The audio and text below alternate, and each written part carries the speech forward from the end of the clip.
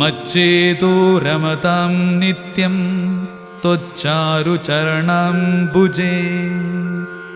यज्ञेशाच्युत गोविन्द माधवानन्द केशव कृष्ण विष्णु हृषीकेश वासुदेव नमोऽस्तुते। हरे राम राम राम हरे हरे हरे कृष्ण कृष्ण कृष्ण हरे हरे। रामाय रामभद्राय रामचन्द्राय वेधसे रघुनाथाय नाथाय सीतायास्पदये नमः। अच्युतानन्द गोविन्द